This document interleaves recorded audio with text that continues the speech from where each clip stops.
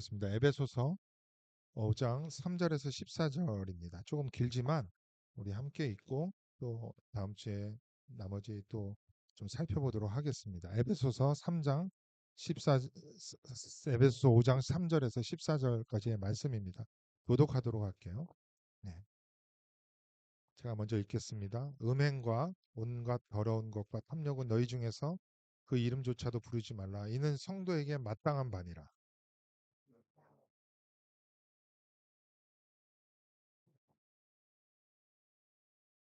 너희도 정녕 이것을 알거니와 음행하는 자나 더러운 자나 탐하는 자 곧 우상 숭배자는 다 그리스도와 하나님 나라에서 기업을 얻지 못하리니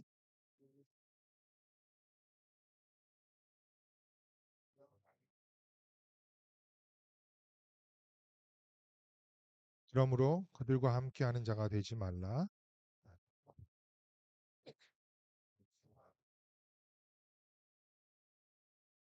빛의 열매는 모든 착함과 의로움과 진실함에 있느니라. 왜 기쁘시게 할 것이 무엇인가 시험.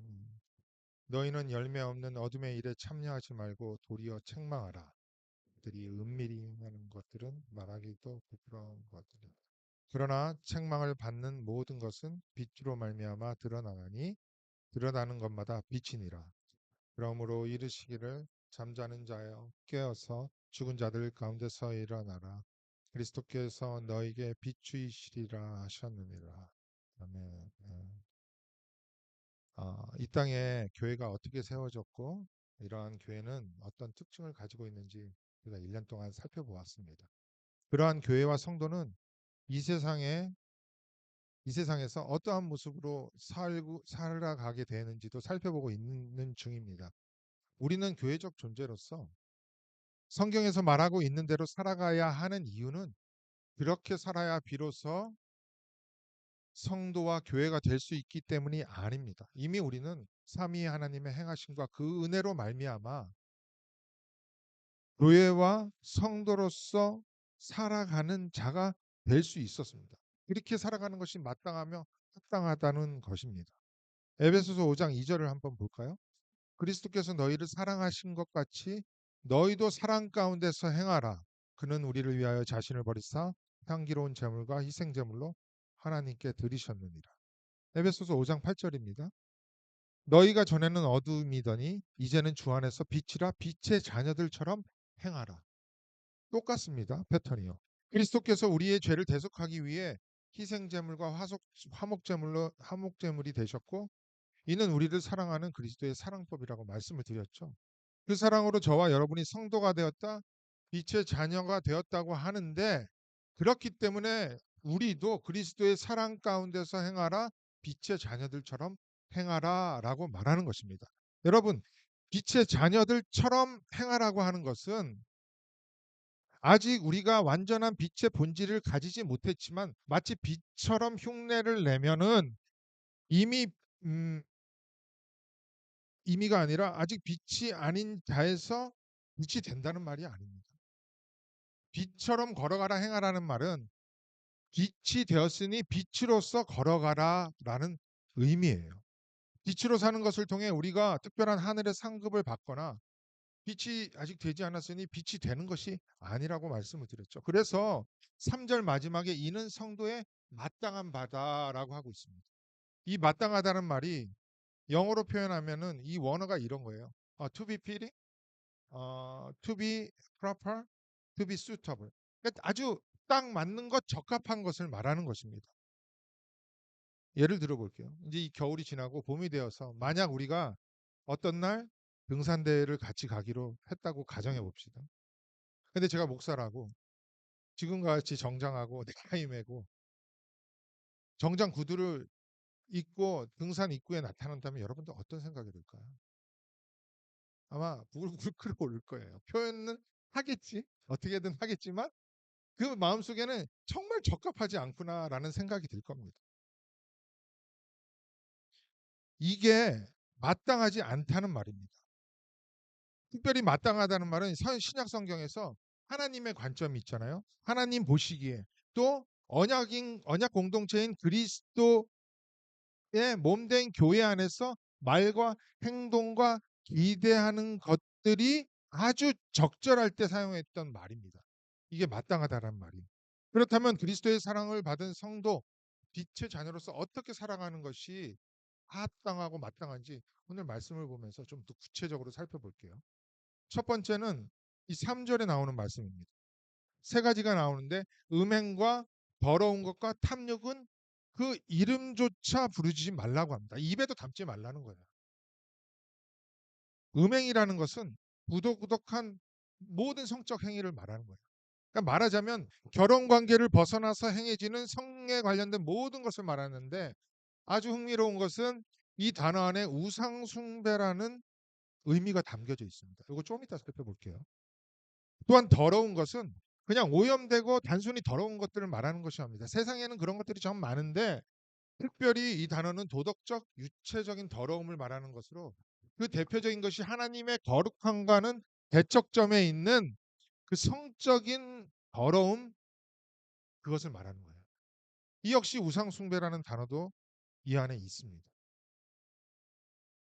그러니까 3절에 나오는 음행, 더러운 것은 공통적으로 성적인 것과 우상숭배와 관련이 되어 있는 거예요. 그런데 여기에 탐욕이라는 단어를 함께 카테고리로 묶어서 사용하고 있다는 거예요. 여러분, 탐욕이 뭐죠? 탐욕. 말할 수는 없어도 무엇인지는 알 수 있잖아요. 필요 이상으로 더 많은 것을 가지려고 하는 강한 욕망을 말합니다. 인간에게는 기본적인 욕구가 있어요. 배고플 때 밥을 먹어야 하고요. 피곤할 때는 잠을 자야 합니다. 이런 거 말고 필요한 물질, 명예, 권력, 그리고 쾌락 등등을 더 많이, 더 많이 필요 이상으로 추구하는 거예요. 그 과정에 다른 사람은 생각도 안 합니다. 그 다른 사람의 행복과 권리와 그런 뭐 책임 같은 것을 다 제거하고서라도 내가 그것을 취하고자 하는 강한 욕망을 말하는 거예요. 이러한 탐욕을 왜 음행과 더러운 것과 같은 카테고리에 묶어 놓았는지 좀 살펴볼게요.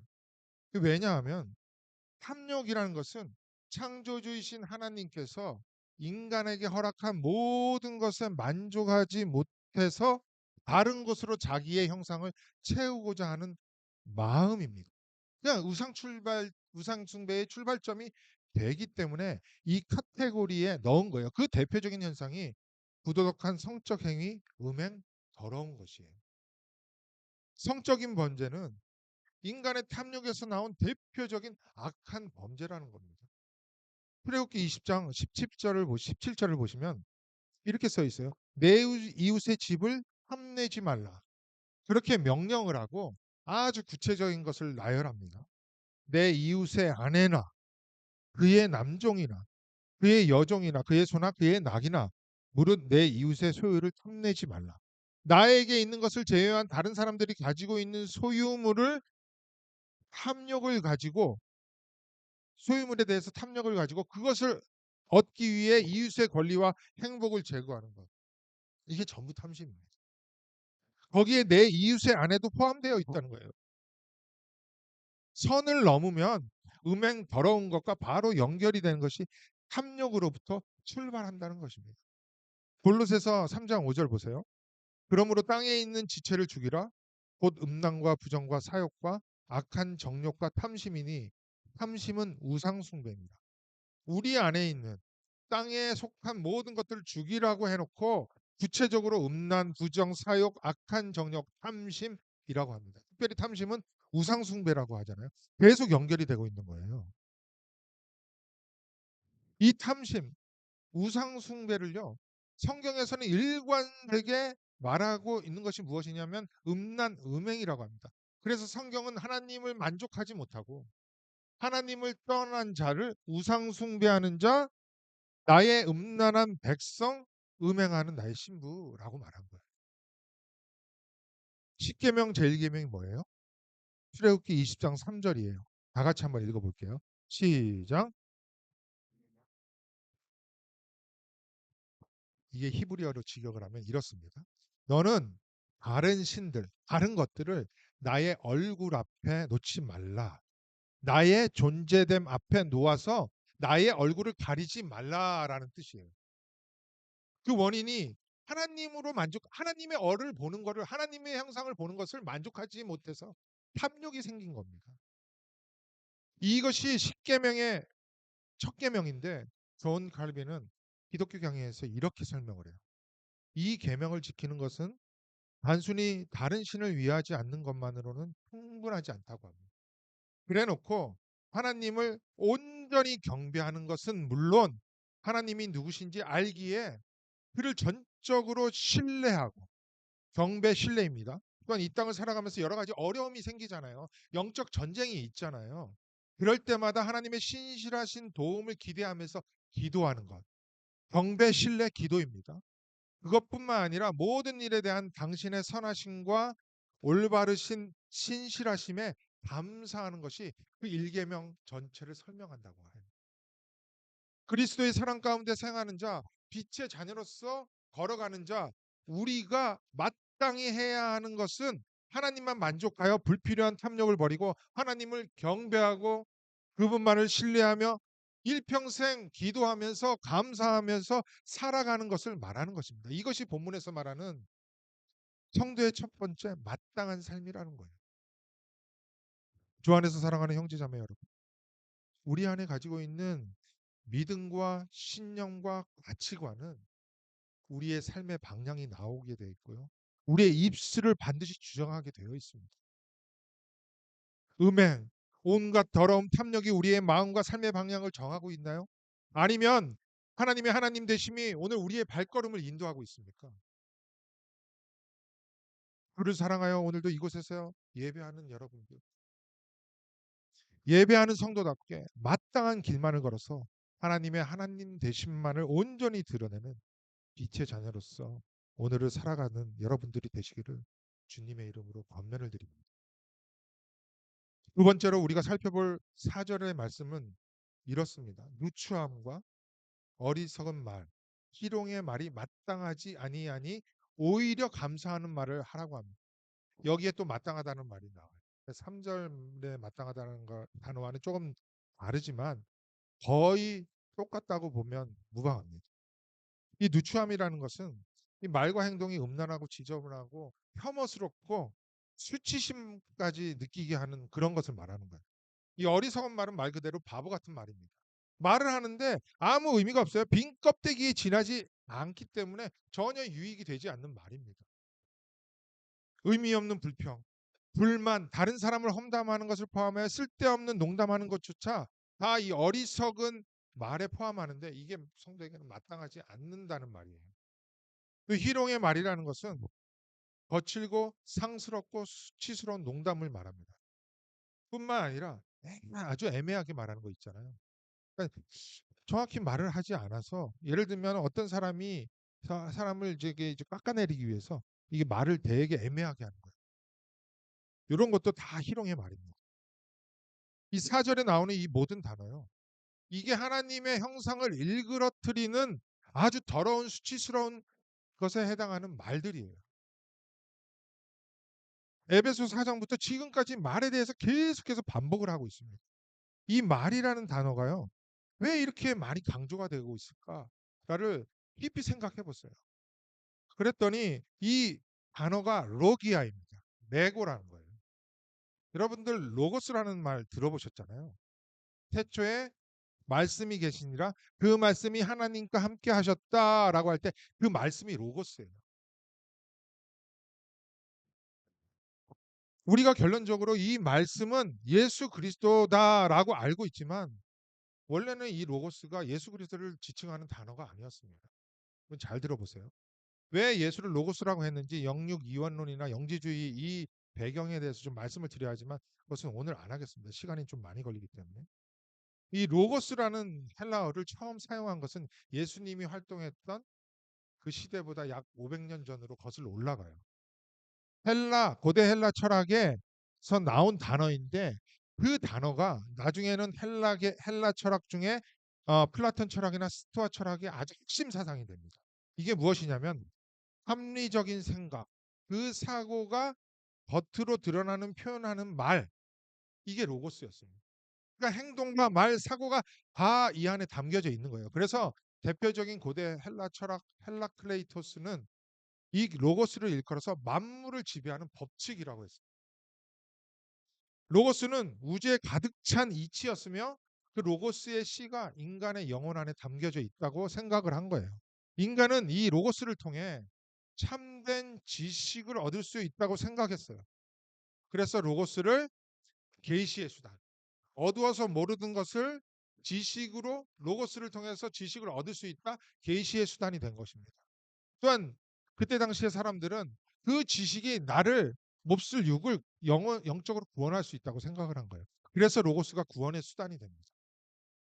또한 이 로고스는 이 세상을 존재하게 한 수단이라고 생각했기에 창조의 수단이라고 여긴 거예요. 이러한 사상이 헬라 철학, 그러니까 헬라 철학이 담겨져 있는 문화, 언어의 영향을 받은 그 지중해를 중심으로 하는 세상 모든 사람들이 이 사고를 가지고 있었어요. 지금도 2000년이 지났지만 이 헬라 철학이 우리를 주장하고 있다고요. 나는 그거 모른다. 나는 모르기 때문에 그 영향을 안 받고 있다. 그렇게 말할 수 없는 것입니다. 이러한 헬라 철학의 중심 사상이었던 로고스를 사도 요한이 그의 복음서 요한복음에 이 로고스가 누구인지 알아? 사용하면서 예수 그리스도야. 이렇게 말한 것입니다.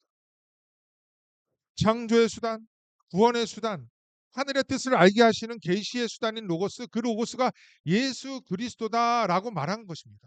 이와 같은 로고스의 어근이 조금 전에 말씀드린 말에 해당하는 로기와 로고와 같은 어근이에요. 사도 요한이 말한 것처럼 이 로고스는 하나님이신 예수 그리스도입니다. 그렇다면 하나님의 형상대로 유일하게 창조된 사람은 그 로고스의 형상을 입게 되어 있는 거예요. 그렇기 때문에 피조물 중에 유일하게 로고스, 로기야, 말이 있는 것이 인간입니다. 그런데 그리고 그 인간의 로기야, 로고 말을 통해서 로고스이신 예수 그리스도가 드러나게 돼 있는 거예요. 오직 인간의 말을 통하여서 하나님을 경배하고 찬양하며 하나님의 형상이 드러나게 되어 있다는 것입니다. 그런데 인간이 하나님의 형상을 입은 것을 만족하지 못하자 죄를 짓자 우리 안에 있어야 하는 그 로고스, 그 형상이 일그러지게 된 거예요. 그 일그러진 모습이 지금까지 살펴본 음행, 더러운 것, 탐욕, 무추함, 어리석은 말, 희롱의 말로 나오게 된 것입니다. 그렇기 때문에 이러한 말들은 계시의 수단, 구원의 수단, 창조의 수단인 로고스이신 예수 그리스도의 화목제물 되심으로 새롭게 된 우리는 우리에게는 마땅치 않다고 말하는 것입니다. 만약에 로고스에 의해 새로운 피조물이 되었는데 지금까지 살펴본 말과 행동을 계속하고 있다면 하나님 나라를 어떻게 드러낼 수 있는 삶이냐? 그렇게 어떻게 교회 생활을 하느냐? 영원한 하나님 나라의 기업을 받는 자야 맞느냐? 이 말씀을 하고 있는 거예요. 그게 5절 6절입니다. 에베소서 5절 6절 한번 볼게요. 너희도 정녕 이것을 알거니와 음행하는 자나 더러운 자나 탐하는 자 곧 우상 숭배자는 전부 지금까지 말한 거잖아요.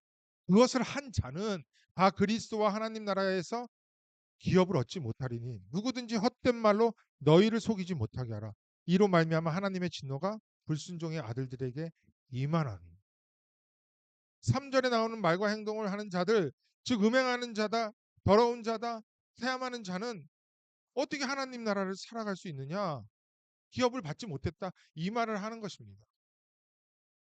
쉽게 말하면 천국 못 간다는 거예요. 그럼 이런 질문을 해요. 우리는 행위로 천국을 가는 것이 아니라 믿음으로 가는 거잖아요. 근데 어떻게 그렇게 단정할 수 있어요? 근데 잘 보시면은 성경이 지금 구원의 동기를 말하는 것이 아니라 이미 구원을 받은 자 성도 빛의 자녀로서의 열매를 말하고 있는 거예요. 구원받은 자 빛의 자녀로서의 열매는 행위로 반드시 나오게 되어 있는데 말과 행위를 보태 로고스를 온전히 드러내지 못하는 말만 한다면 어떻게 구원받은 자라고 말할 수 있겠습니까? 이 말입니다. 6절 한번 다시 보세요. 누구든지 헛된 말로 너희를 속이지 못하게 하라. 헛된 말이라는 것은 지금까지 살펴본 3, 4절에 나오는 6가지를 말한다고 해도 돼요. 근데 헛된 말이라는 것이 empty word입니다. 말이 있긴 있는데 텅 빈 것들이에요. 아직도 우리 안에 내재하고 있는 그 공중권세 잡은 세력들이 우리를 속이고 있다고 하는 것입니다. 끊임없이 공격하고 있다는 거예요. 그런데 어떻게 해야 하냐? 지금 보면은 너희를 속이지 못하도록 해야 한다는 것입니다. 우리의 책임감 있는 삶을 요구하고 있는 거예요. 만약 그걸 속이지 못하게 해야 하는데 만약에 속임수로 넘어간다면 이로 말미암아 하나님의 진노가 불순종의 아들들에게 임한다고 말하는 것입니다. 세상은 끊임없이 속이는 말, 헛된 말로 우리를 속이고 있어요. 세상은 물론이거니와 교회와 성도들을 끊임없이 공격을 합니다. 여러분, 하나님을 떠난 자들의 죄악된 모습을 이제는 세상의 힘과 법의 힘으로 입법하여서 하나님께서 정한 죄를 죄라고 못하도록 하고 있습니다. 전부 다 헛된 말이에요. 죄라고 하면 과민 반응을 보이죠. 뭐 얼마나 죄를 지었다고 그렇게 죄 그러냐. 여러분, 죄의 문제는 사람들의 분위기와 합의에 의해 결정되는 것이 아니에요. 성경에 의합니다.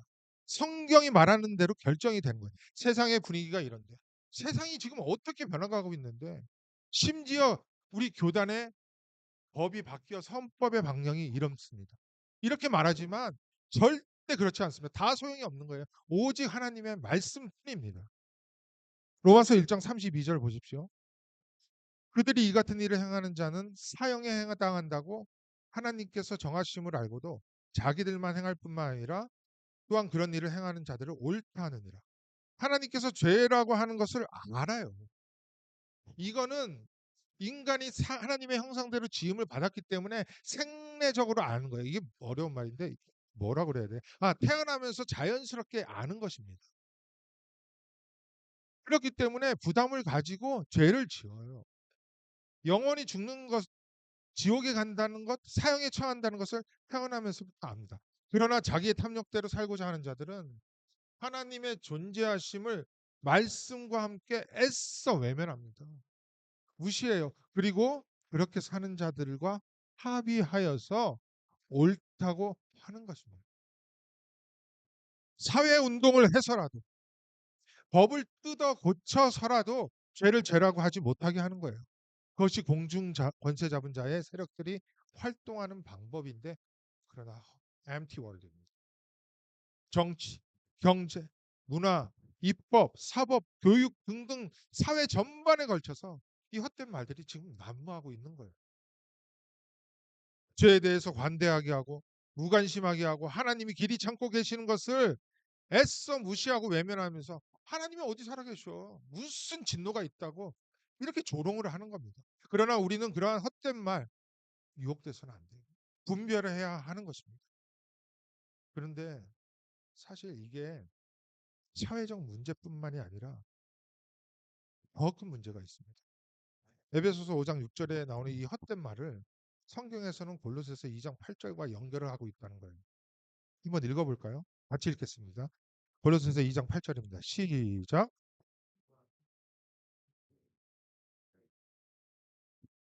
이것은 사람의 전통과 세상의 초등학문을 따름이요 그리스도를 따름이 아니니라. 물론 이 말씀은 영지주의와 혼합된 유대교의 영향을 받은 골로새 교회를 향하는 말씀입니다. 그러나 저는 이 시대 교회 안으로 깊숙이 들어온 이와 같은 세상의 철학과 헛된 속임수도 이에 해당한다고 생각하고 이에 해당한다고 믿습니다. 하나님, 예수 그리스도 성령을 설교 가운데 인용을 해요. 가끔씩 인용을 합니다. 그러나 수많은 설교와 성경 공부 내용이 다 인본주의화 되어 있습니다. 윤리 도덕이 중심이 되고 인간의 개성과 인간 중심이 된 기복주의 성공주의가 주를 이루고 있습니다. 이와 같은 설교, 성경 공부, 무슨 학교 진짜 많죠. 세미나 등등이 다 헛된 속임수, 헛된 말에 해당할 수 있다는 거예요. 너가 이렇게 교회 생활을 해야 복을 받을 것이다. 자녀가 잘 될 것이다. 사업이 번창할 것이다. 질병이 나을 것이다. 심지어 이렇게 해야 교회의 사람들이 늘어난다는 거예요. 부흥된다는 거예요. 그런 세미나가 너무나 많습니다. 그러므로 봉사를 열심히 해라. 착하게 살아라. 그것으로 인해 하늘의 문이 너를 열려서 너를 채울 것이다. 지금처럼 해. 괜찮잖아. 평강하다. 잘 되고 있잖아. 이것이 오늘만의 이야기였을까요? 원래 속교회와 2000년 전 2000년 기독교 역사와 심지어 선민이었던 구약의 이스라엘 백성들 가운데 깊이 침투해 있던 헛된 말들이 헛된 사상입니다. 예레미야 6장 14절에서 16절 말씀을 읽어 드릴게요. 그들이 여기 나온 그들은요. 13절을 나중에 찾아보시면은 거짓 제사장, 거짓 선지자들을 말해요. 그들이 내 백성의 상처를 가볍게 여기면서 말하기를 평강하다 평강하다 하나 평강이 없다. 이 상처는 무엇이냐면 하나님을 떠난 상처를 말하는 거예요. 그들이 가증한 일을 행할 때 부끄러워하였느냐? 아니라 조금 더 부끄러워하지 않았을 뿐만 아니라 얼굴도 붉히지 않았다는 거예요. 제사장과 선지자가. 그렇게 해놓고 그들이 엎드러지는 자와 함께 엎드려질 것이라 그들을 벌하리니 그때 그들이 거꾸러지리라 여호와의 말씀이다. 그 결과 여호와께서 이렇게 심판하신다는 거예요. 지금 하나님의 심판과 진노를 향하여서 급히 달려가고 있는 이스라엘 백성들을 깨우치지 아니하고 오히려 평강을 외치면서 거짓으로 사역을 하고 있는 제사장 선지자들이 구약의 시대에도 여전히 있었다는 거예요. 헛된 말로 이스라엘 백성을 속이고 있었다는 것입니다. 백성들의 비위를 맞춰주는 거짓 선지자 그 제사장들을 기름을 채우면서 하나님을 떠나 사는 것을 합리화하며 스스로 속이고 있었다는 것입니다. 괜찮아, 평강하잖아. 분위기를 봐봐. 많이 모였잖아. 예레미야 시대만 그랬나요? 아니요. 구약의 모든 시대, 신약 시대, 지금까지 이러한 일들이 집요하게 일어나고 있어요.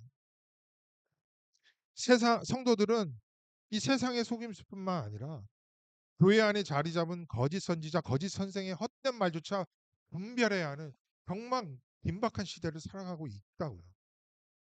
그래서 7절 말씀에 이렇게 말씀하고 있어요. 그러므로 그들과 함께하는 자가 되지 말라. 그들의 사상, 삶의 방향, 운영 방식, 가치관, 말과 행동에 절대 협동하거나 동조해서 안 된다는 거예요. 그리고 11절에서 뭐라고 해요? 같이 한번 읽어볼게요. 11절 시작.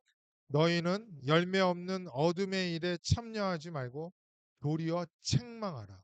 겉으로 드러나는 것은 화려하고 웅장하고 거대하며 성공의 길을 걷는 것 같아도 열매 없는 일이라고 해요. 열매와 일이 대척점이 있다는 거예요. 되게 흥미롭죠. 그것에 참여하지 말라. 헛된 것이기 때문에 함께 교제하지 말고 교통하지 말라는 것입니다. 그래서 우직하게 진리의 말씀을 따라 믿음을 걷는 자들이 때때로 꽉 막혀 보이는 거예요. 아니 어떻게 저렇게 답답하게 살 수 있지? 꼭 그렇게 살아야만 해? 그러는 것입니다. 그러나 다 수용할 수 없잖아요. 나이스할 수 없잖아요. 나의 뜻, 사람의 뜻이라면 그렇게 해줄 수 있어요. 그러나 하나님의 뜻을 걷는 자들이 빛의 자녀들이잖아요. 또한 그들을 책망하라고 합니다. 이 보통 책망하라는 뜻은 채찍질하거나 비난하라는 거예요. 다 드러내서 폭로하라는 것입니다. 그런데 그렇게 말로써 비난하고 폭로하는 것이 아니라 진리 대신 빛으로 어둠을 드러내 물러나게 하라는 뜻인 거예요. 이게 익스포저예요. 기독교 역사는 책망의 역사라고 할 수 있습니다. 교회와 교회의 모습이 왜곡이 되면 말씀을 진지하게 따르는 자들에 의해 잘못된 교회와 교리가 폭로되었습니다. 책망을 받았습니다. 이 대표적인 것이 로만 캐톨릭의 책망하고 로만 캐톨릭을 책망하고 개혁 교회가 나왔잖아요. 당시 종교 개혁은 정말 어마어마한 거대한 조직 그것을 향한 정말 초라하고 볼품없는 몸부림이었습니다. 그러나 제 자녀들의 발걸음이었다는 것입니다. 영국 국교회에서 나와 모든 것을 버리고 오직 빛을 따라 목숨을 걸고 대상을 걷는 우리 청교도들 그들의 행함도 초라하고 볼품 없었지만 헛된 말을 책망하는 귀한 믿음의 발걸음이었다. 그것이 기독교의 역사였습니다. 지금도 여전히 일어나고 있는 귀한 책망, 폭로, 빛의 자녀들의 행함입니다. 에베소서 5장 13절을 보세요. 그러나 책망을 받는 모든 것은 빛으로 말미암아 드러난다고 하죠. 드러나는 것마다 빛이라고 합니다. 그렇죠. 참빛을 따르는 자들로 인해 모든 것이 드러나게 되어 있다는 거예요. 요한복음 볼까요? 16장 8절입니다. 그가 와서 죄에 대하여 의에 대하여 심판에 대하여 책망을 한다는 거예요. 똑같은 단어입니다. 참빛이신 주님이 이 땅에 다시 오실 때 온 세상은 전부 죄에 대하여 의에 대하여 심판에 대하여 폭로될 것입니다. 책망을 받을 거라고요. 사랑하는 우리 그리스도 만석교회 성도 여러분, 우리는 그 폭로를 위하여 어쩌면 부르심을 받은 자들이에요. 그러므로 헛된 말에 속지 말고 오직 우리를 부르신 참빛이신 예수 그리스도의 빛을 온전히 받아 빛의 열매를 드러내는 믿음 생활을 하셔야 할 줄 믿는 것입니다. 우리의 발걸음이 세상을 책망하는 귀한 역사의 발걸음이 된다는 것을 굳건히 믿으면서 그리스도 안에서 2024년을 잘 마무리하고 2025년 우리를 하나 되게 하신 것을 힘써 지키는 모든 믿음의 권석들이 되시기를 주님의 이름으로 축원드립니다.